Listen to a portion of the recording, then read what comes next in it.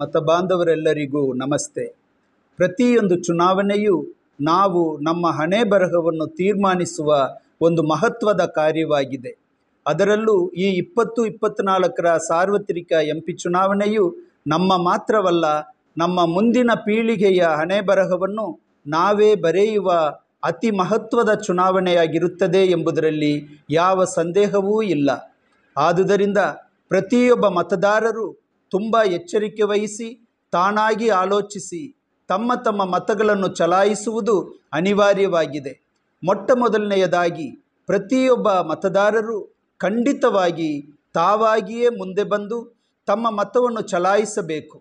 ಇವರು ಬಂದು ಓಟು ಕೇಳಲಿಲ್ಲ, ಅವರು ಓಟು ಕೇಳಲಿಲ್ಲ, ನಾನು ಯಾಕೆ ಓಟು ಮಾಡಬೇಕು ಎಂದು ಬೇಜವಾಬ್ದಾರಿಯಿಂದ ಇರದೆ ನನ್ನ ಮತ್ತು ನನ್ನ ಮಕ್ಕಳ ಮತ್ತು ಮೊಮ್ಮಕ್ಕಳ ಭವಿಷ್ಯವನ್ನು ತೀರ್ಮಾನಿಸುವಂತಹ ಮತವಾಗಿದೆ ನನ್ನ ಮತ ಎಂದು ಗಂಭೀರವಾಗಿ ಭಾವಿಸಿ ಮತವನ್ನು ಚಲಾಯಿಸಬೇಕು. ಎರಡನೆಯದಾಗಿ ನಾವು ಯಾರಲ್ಲಿಯೂ ಹಣವನ್ನು ಪಡೆದುಕೊಂಡು ನಮ್ಮ ಮತಗಳನ್ನು ಚಲಾಯಿಸುವುದು ಬೇಡವೇ ಬೇಡ. ಹಣವನ್ನು ಪಡೆದುಕೊಂಡು ಮತ ಚಲಾಯಿಸುವುದು ಕಾನೂನು ವಿರುದ್ಧ ಮಾತ್ರವಲ್ಲ, ಅದು ಒಂದು ಪಾಪವಾಗಿದೆ. ಮೂರನೆಯದಾಗಿ ನಾನು ಯಾರಿಗೆ ಯಾಕೆ ಮತ ನೀಡಬೇಕು ಎಂಬುದನ್ನು ನಾನಾಗಿಯೇ ತೀರ್ಮಾನಿಸಬೇಕು. ಈ ತೀರ್ಮಾನವನ್ನು ನಾನು ಕೈಗೊಳ್ಳಬೇಕಾದರೆ ಮೊದಲನೆಯದಾಗಿ ಯಾವ ಪಕ್ಷವಾಗಲಿ ಅಥವಾ ಯಾವ ಅಭ್ಯರ್ಥಿಯಾಗಲಿ ಕೊಡುವ ಭರವಸೆಗಳನ್ನಾಗಲಿ ಆಡುವ ಮಾತುಗಳನ್ನಾಗಲಿ ಸಂಪೂರ್ಣವಾಗಿ ನಾವು ನಂಬಬಾರದು. ಯಾಕೆಂದರೆ ಚುನಾವಣಾ ಸಂದರ್ಭದಲ್ಲಿ ಯಾರೂ ಸತ್ಯವನ್ನು ಮಾತಾಡುವುದಿಲ್ಲ, ಸಮಾಜ ಬದಲಾವಣೆಯಾಗಬೇಕೆಂದು ಮಾತಾಡುವುದಿಲ್ಲ. ಅವರ ಒಂದೇ ಗುರಿ ಯಾರಲ್ಲಿ ಹೇಗೆ ಏನನ್ನ ಅವರು ನಂಬುವ ರೀತಿಯಲ್ಲಿ ಹೇಳಿದರೆ ಅವರ ಮತವನ್ನು ಪಡೆಯಬಹುದು ಎಂಬುದು ಮಾತ್ರವಾಗಿದೆ.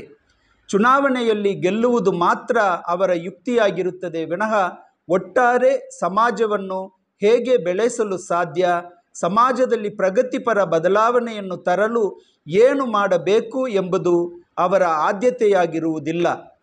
ಈ ನಿಟ್ಟಿನಲ್ಲಿ ಮತದಾರರಾದ ನಾವು ನಾವಾಗಿ ಚಿಂತಿಸಿ ತೀರ್ಮಾನ ತೆಗೆದುಕೊಳ್ಳಬೇಕು. ನನ್ನ ಆಲೋಚನೆಯನ್ನು ಮತ್ತೊಬ್ಬರಲ್ಲಿ ಹಂಚಿಕೊಳ್ಳಬೇಕು.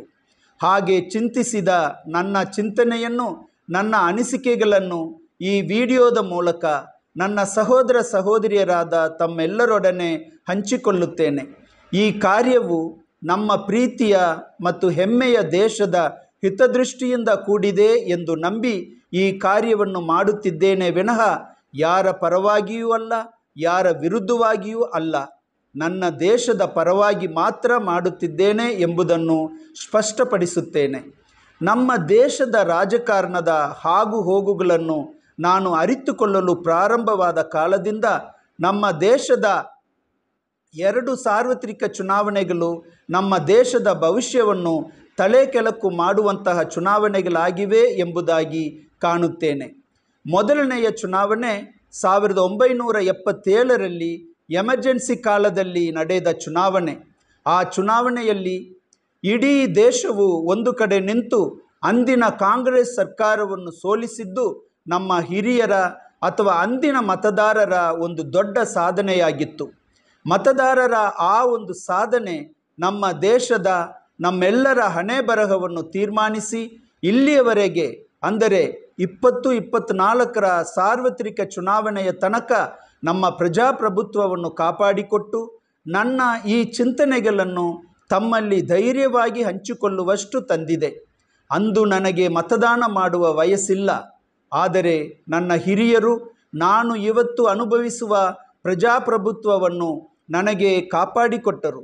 ಹಾಗಾದರೆ ಇಂದು ನನ್ನ ಮತ್ತು ನನ್ನಂತಹವರೆಲ್ಲರ ಕರ್ತವ್ಯ ನಮ್ಮ ಮುಂದಿನ ಪೀಳಿಗೆಗೆ ಇದೇ ಪ್ರಜಾಪ್ರಭುತ್ವವನ್ನು ಧೈರ್ಯವಾಗಿ ಅನುಭವಿಸಲು ಕಾಪಾಡಿಕೊಡುವುದಾಗಿದೆ ಎಂದು ತಾಳ್ಮೆಯಿಂದ ಹೇಳಿಕೊಳ್ಳುತ್ತೇನೆ.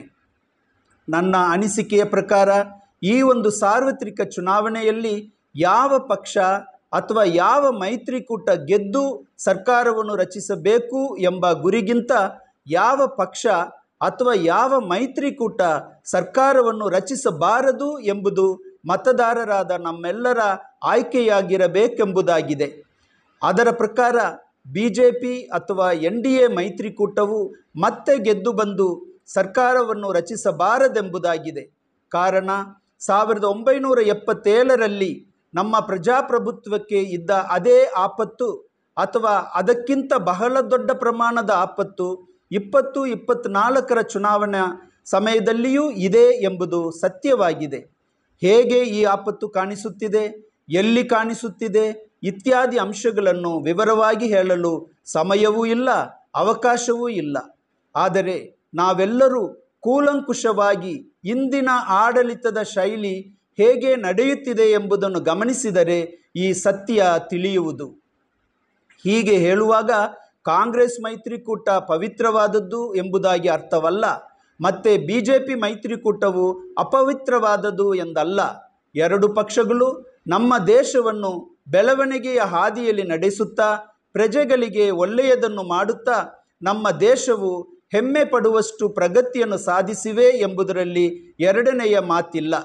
ಆದರೆ ಕಾಂಗ್ರೆಸ್ ಪಕ್ಷವು ಅಂದು 1975ರಲ್ಲಿ ಜಾರಿ ಮಾಡಿದ ಎಮರ್ಜೆನ್ಸಿ ಆಡಳಿತವು ಹೇಗೆ ನಮ್ಮ ಪ್ರಜಾಪ್ರಭುತ್ವವನ್ನು ಮೊಟಕುಗೊಳಿಸಿ ಸರ್ವಾಧಿಕಾರಿ ಆಡಳಿತಕ್ಕೆ ಪ್ರಯತ್ನಿಸಿತ್ತೋ ಅದೇ ರೀತಿ 1975ಕ್ಕಿಂತ ಮೋಸವಾದ ರೀತಿಯಲ್ಲಿ ಸದಾ ಎಮರ್ಜೆನ್ಸಿ ಅನ್ನುವ ರೀತಿಯಲ್ಲಿ 2024ರಲ್ಲಿರುವ ಇಂದಿನ BJP ಮೈತ್ರಿಕೂಟವು ಆಡಳಿತಕ್ಕೆ ಇಳಿದಿದ್ದು ಇದು ಸರ್ವಾಧಿಕಾರಿ ಆಡಳಿತಕ್ಕೆ ಎಡೆಮಾಡಿಕೊಡುವ ದಿಕ್ಕಿನಲ್ಲಿ ತನ್ನ ಆಡಳಿತ ವೈಖರಿಯನ್ನು ತೋರಿಸುತ್ತಿದೆ ಎಂಬುದು ನಿಜವಾಗಿದೆ.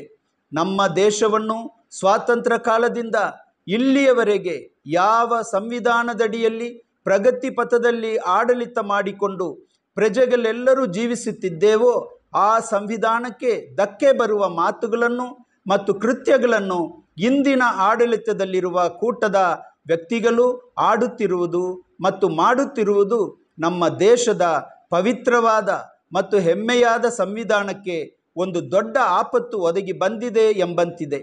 ಈ ಚುನಾವಣೆಯಲ್ಲಿ BJP ನೇತೃತ್ವದ NDA ಮೈತ್ರಿಕೂಟವು ಆಡಳಿತಕ್ಕೆ ಬಂದರೆ ನಮ್ಮ ದೇಶದ ಸುಂದರವಾದ ಮಾನವೀಯತೆಯಿಂದ ಮತ್ತು ಸಮಾನತೆಯಿಂದ ಹಾಗೂ ಎಲ್ಲರಿಗೂ ಎಲ್ಲ ಒಳ್ಳೆಯ ಕಾರ್ಯಗಳಿಗೂ ಸಮಾನ ಅವಕಾಶ ಎಂಬುದಾಗಿ ಕೂಡಿರುವ ಸಂವಿಧಾನವನ್ನು ಬದಲಾಯಿಸಿ ಈ ಅವಕಾಶಗಳಿಂದ ದೇಶವು ವಂಚಿತವಾಗುವ ಪರಿಸ್ಥಿತಿಯನ್ನು ತಂದು ಬಿಡುತ್ತಾರೋ ಎಂಬ ಒಂದು ಭಯ ಸೃಷ್ಟಿಯಾಗಿರುವುದು ಸತ್ಯವಾಗಿದೆ. ಇದು ಅನೇಕರ ಮನಸ್ಸಿಗೆ ಮತ್ತು ಕಣ್ಣಿಗೆ ಕಾಣದ ರೀತಿಯಲ್ಲಿ ನಡೆಯುತ್ತಿದೆ ಎಂದು ನಂಬುತ್ತೇನೆ. ಪ್ರೀತಿಯ BJP ಪಕ್ಷದ ಮತ್ತು ಅದರ ಮೈತ್ರಿಕೂಟದ ಬೆಂಬಲಿಗರಾದ ಸಹೋದರ ಸಹೋದರಿಯರೇ, ತಮ್ಮಲ್ಲಿ 99% ಮತದಾರರು ಅಥವಾ ಬೆಂಬಲಿಗರು ಒಳ್ಳೆಯ ಉದ್ದೇಶದಿಂದಲೂ ಮತ್ತು ನಮ್ಮ ದೇಶಕ್ಕೆ ಒಳ್ಳೆಯದಾಗಲಿ ಎಲ್ಲರಿಗೂ ಒಳ್ಳೆಯದಾಗಲಿ ಎಂಬುದಾಗಿಯೇ ತಮ್ಮ ಪಕ್ಷಕ್ಕೆ ಬೆಂಬಲವನ್ನು ಕೊಡುತ್ತಿದ್ದೀರಿ ಎಂಬುದು ಸತ್ಯಾಸತ್ಯವಾಗಿದೆ. ಆದರೆ ಉಳಿದ 1% ಉದ್ದೇಶ ಮತ್ತು ಅವರುಗಳೇ ಒಂದು ದೊಡ್ಡ ಪ್ರಶ್ನೆಯಾಗಿದ್ದಾರೆ ಎಂಬುದು ನನ್ನ ಅನಿಸಿಕೆಯಾಗಿದೆ. ತಾವು ತಮ್ಮ ಸುತ್ತಮುತ್ತಲು ಮತ್ತು ದೇಶದಲ್ಲಿರುವ ಎಲ್ಲ ಪ್ರಜೆಗಳು ಶಾಂತಿಯಿಂದ ಒಬ್ಬರಿಗೊಬ್ಬರು ಸಮಸ್ಯೆ ಇಲ್ಲದೆ ಸೌಹಾರ್ದತೆಯಿಂದ ಸಹೋದರ ಸಹೋದರಿಯರಂತೆ ಜೀವಿಸಲು ಮಾತ್ರ ಇಷ್ಟಪಡುತ್ತೀರಿ ಎಂಬುದರಲ್ಲಿ ಯಾವ ಸಂಶಯವೂ ಇರುವುದಿಲ್ಲ. ಆದರೆ ನಮ್ಮ ದೇಶದಲ್ಲಿ ನಡೆಯುತ್ತಿರುವ ಕೆಲವು ಘಟನೆಗಳು ನಮ್ಮನ್ನು ಹಲವಾರು ಹೆಸರಿನಲ್ಲಿ ತುಂಡು ತುಂಡು ಮಾಡುತ್ತಾ ಒಬ್ಬರಿಗೊಬ್ಬರಲ್ಲಿ ವೈಮನಸ್ಸನ್ನು ಉಂಟು ಮಾಡುತ್ತಾ ಆ ಗುಂಪಿನಿಂದ ನಮ್ಮ ಗುಂಪಿಗೆ ಆಪತ್ತು ಬಂದು ಬಿಡುತ್ತಾ ಈ ಗುಂಪಿನಿಂದ ಆಪತ್ತು ಬಂದು ಬಿಡುತ್ತಾ ಎಂಬ ಭಯದ ವಾತಾವರಣವು ಸೃಷ್ಟಿಯಾಗುತ್ತಿರುವುದು ನಿಜವಾಗಿದೆ. ನಾವು ಎಷ್ಟೇ ಆರ್ಥಿಕ ಮಟ್ಟದಲ್ಲಿ ಮುಂದುವರಿಯಲಿ, ಎಷ್ಟೇ ದೊಡ್ಡವರಾಗಲಿ, ನಮ್ಮ ಜೊತೆಗಿರುವವರ ಬಗ್ಗೆ ಭಯದಿಂದಲೋ ಅಥವಾ ನಮ್ಮನ್ನು ಕಂಡು ಬೇರೆಯವರು ಭಯಪಡುವುದರಿಂದಲೋ ನಾವು ಯಾರಾದರೂ ಶಾಂತಿ, ನೆಮ್ಮದಿ ಮತ್ತು ಸಂತೋಷದಿಂದ ಜೀವಿಸಲು ಸಾಧ್ಯವೇ? ನಮ್ಮ ಸುತ್ತಲೂ ಇರುವ ಎಷ್ಟೋ ದೇಶಗಳಲ್ಲಿ ಎಲ್ಲವೂ ಇದ್ದರೂ ಶಾಂತಿ, ನೆಮ್ಮದಿ, ಸಂತೋಷ ಇಲ್ಲದಿರುವುದನ್ನು ನಾವು ನೋಡುತ್ತಿದ್ದೇವೆ.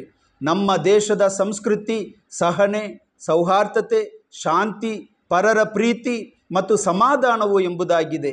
ಈ ಮೌಲ್ಯಗಳನ್ನು ನಾವು ಕಾಪಾಡಿಕೊಳ್ಳಬೇಕಾದ ಅನಿವಾರ್ಯತೆ ಸೃಷ್ಟಿಯಾಗಿದೆ. ನಮ್ಮಲ್ಲಿಯೂ ಸಹ ನಮ್ಮ ಸಂಬಂಧಗಳಲ್ಲಿ ಹಲವಾರು ಸಮಸ್ಯೆಗಳಿವೆ ಎಂಬುದು ಸತ್ಯ. ಆದರೆ ಬಲವಂತದಿಂದ ಏನನ್ನೂ ನಾವು ನಿರಂತರವಾಗಿ ಸಾಧಿಸಲು ಅಸಾಧ್ಯ ಎಂಬುದನ್ನು ಚರಿತ್ರೆಯಲ್ಲಿ ಅರಿತಿದ್ದೇವೆ. ಎಲ್ಲವನ್ನೂ ಕಾನೂನುಗಳಿಂದ ಮತ್ತು ಬಲವಂತದಿಂದ ಮಾತ್ರ ಸಾಧಿಸಲು ಸಾಧ್ಯವಿಲ್ಲ.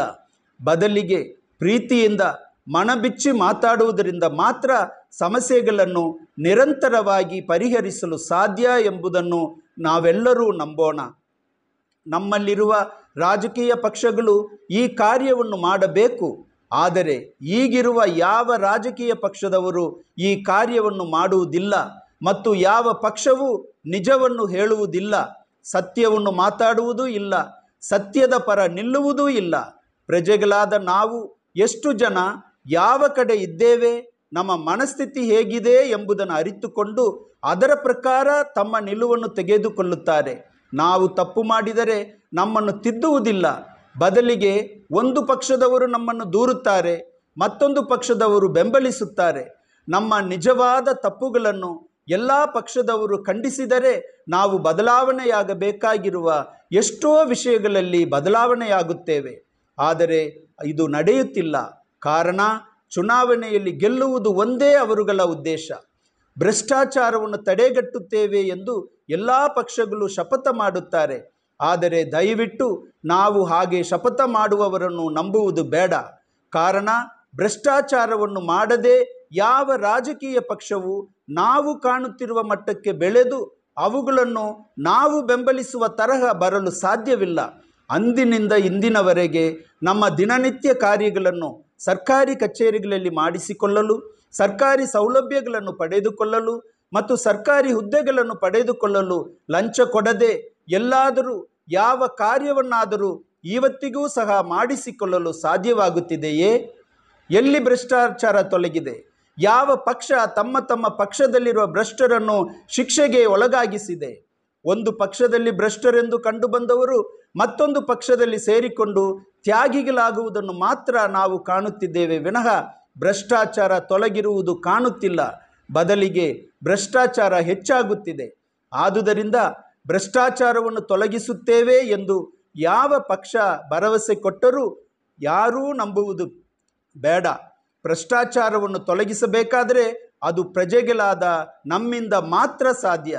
ಪ್ರಜೆಗಳಾದ ನಾವು ಎಲ್ಲಿಯವರೆಗೆ ಭ್ರಷ್ಟತೆಯನ್ನು ಹಲವಾರು ರೀತಿಯಲ್ಲಿ ಬೆಂಬಲಿಸುತ್ತೇವೋ ಅಲ್ಲಿಯವರೆಗೆ ಯಾವ ಪಕ್ಷವೂ ಭ್ರಷ್ಟರಹಿತರಾಗುವುದು ಸಾಧ್ಯವೇ ಇಲ್ಲ ಎಂಬುದನ್ನು ದಯವಿಟ್ಟು ಒಪ್ಪಿಕೊಳ್ಳೋಣ. ಈ ಚುನಾವಣೆಯಲ್ಲಿ ಬಿಜೆಪಿ ಮೈತ್ರಿಕೂಟವನ್ನು ಸೋಲಿಸಿ ಕಾಂಗ್ರೆಸ್ ಮೈತ್ರಿಕೂಟವನ್ನು ಆಡಳಿತಕ್ಕೆ ತರುವುದರಿಂದ ಎಲ್ಲವೂ ಒಮ್ಮೆಲೇ ಸರಿಯಾಗುತ್ತದೆ ಎಂಬುದು ಅರ್ಥವಲ್ಲ. ಆದರೆ ನಮಗೆ ಬೇಕಾದ ಸಂವಿಧಾನವನ್ನು ಉಳಿಸಿಕೊಂಡು ಪ್ರಜಾಪ್ರಭುತ್ವದಡಿಯಲ್ಲಿ ನಮಗೆ ಸಿಗುವ ಅವಕಾಶಗಳನ್ನು ಬಳಸಿಕೊಂಡು ನಾವೆಲ್ಲರೂ ಮೊದಲನೆಯದಾಗಿ ಪರಸ್ಪರ ಪ್ರೀತಿ, ಶಾಂತಿ, ಸಹನೆ, ಸೌಹಾರ್ದತೆ ಮತ್ತು ನೆಮ್ಮದಿಯಿಂದ ಜೀವಿಸಲು ಮತ್ತೊಂದು ಅವಕಾಶ ಸಿಗುತ್ತದೆ ಅಷ್ಟೇ. ಆದರೆ ನಾವೆಲ್ಲರೂ ಆಸೆ ಪಡುವ ಬದಲಾವಣೆಗಳು ನಮ್ಮ ಸಮಾಜದಲ್ಲಿ ನಡೆಯಬೇಕಾದರೆ ರಾಜಕೀಯ ಪಕ್ಷಗಳನ್ನು ಹೊರತುಪಡಿಸಿ ಪ್ರಜೆಗಳಾದ ನಮ್ಮದೇ ಆದಂತಹ ಒಂದು ವೇದಿಕೆ ಸೃಷ್ಟಿಯಾಗಬೇಕು. ಆ ವೇದಿಕೆ ಯಾವುದೇ ಪಕ್ಷದ ಗೈಗೊಂಬೆಯಾಗಬಾರದು. ಯಾವ ಪಕ್ಷ ಯಾವಾಗ ಒಂದು ಒಳ್ಳೆಯ ಕಾರ್ಯವನ್ನು ಮಾಡುತ್ತಾರೋ ಆವಾಗ ಅವರನ್ನು ಹೊಗಳಬೇಕು ಹಾಗೂ ಬೆಂಬಲಿಸಬೇಕು ಮತ್ತು ತಪ್ಪು ಮಾಡುವಾಗ ಖಂಡಿಸಬೇಕು. ನಮ್ಮ ದೇಶಕ್ಕೆ ರಾಜಕೀಯ ಪಕ್ಷರಹಿತ ಒಂದು ಜನಪರ ನಾಯಕ ಅಥವಾ ಒಂದು ವೇದಿಕೆಯ ನಾಯಕತ್ವ ಕಡ್ಡಾಯವಾಗಿ ಬೇಕೇ ಬೇಕು. 1975ರ ಎಮರ್ಜೆನ್ಸಿಯಲ್ಲಿ ನಾವು ಕಂಡ ನಾಯಕರುಗಳಾದ ಗೌರವಾನ್ವಿತ ಶ್ರೀ ಜಯಪ್ರಕಾಶ್ ನಾರಾಯಣ್ ಜಿ, ಗೌರವಾನ್ವಿತ ಶ್ರೀ ಅಟಲ್ ಬಿಹಾರಿ ವಾಜಪೇಯಿ ಜಿ ಮುಂತಾದ ನಾಯಕರುಗಳು ಇವತ್ತೂ ಬೇಕು. ಆಗ ಮಾತ್ರ ಮತ್ತೊಮ್ಮೆ 1975ರ ಪರಿಸ್ಥಿತಿಯಾಗಲಿ ಅಥವಾ ಈಗ ಕಾಣಿಸುತ್ತಿರುವ ಪರಿಸ್ಥಿತಿಯಾಗಲಿ ಉಂಟಾಗದಂತೆ ನೋಡಿಕೊಳ್ಳಬಹುದು. ಯಾವ ಪಕ್ಷವನ್ನು ನಾವು ನಮ್ಮ ರಕ್ಷಕ ಎಂದು ಭಾವಿಸಿ ನಂಬುವುದು ಬೇಡ. ಆದರೆ ರಾಜಕೀಯ ಪಕ್ಷಗಳು ಬೇಕು. ಯಾವ ರಾಜಕೀಯ ಪಕ್ಷವು ನಮ್ಮನ್ನು ಖರೀದಿ ಮಾಡಲು ಸಾಧ್ಯವಿಲ್ಲ ಎಂಬ ಪರಿಸ್ಥಿತಿಯನ್ನು ನಾವು ಸೃಷ್ಟಿ ಮಾಡಬೇಕು. ನಮ್ಮ ದೇಶದ ಸಂವಿಧಾನವನ್ನು ಯಾರೂ ಅಷ್ಟು ಸುಲಭವಾಗಿ ಬದಲಾವಣೆ ಮಾಡಲು ಬಿಡುವುದಿಲ್ಲ ಎಂಬ ಸಂದೇಶವನ್ನು ಎಲ್ಲ ರಾಜಕೀಯ ಪಕ್ಷಕ್ಕೂ ಮನವರಿಕೆ ಮಾಡಿಕೊಡಬೇಕು. ಇದುವೇ ನಮ್ಮ ಮುಂದಿನ ಪೀಳಿಗೆಗೆ ನಾವು ಕೊಡುವ ಸಂಪತ್ತು. ಈ ಕಾರ್ಯವು ನಡೆಯಬೇಕಾದರೆ ಈ ಚುನಾವಣೆಯಲ್ಲಿ ಬಿಜೆಪಿ ಮೈತ್ರಿಕೂಟವು ಅಧಿಕಾರಕ್ಕೆ ಬರದಂತೆ ನಾವು ಮತದಾನ ಮಾಡುವುದು ಅನಿವಾರ್ಯವಾಗಿದೆ ಎಂದು ನಂಬುತ್ತೇನೆ.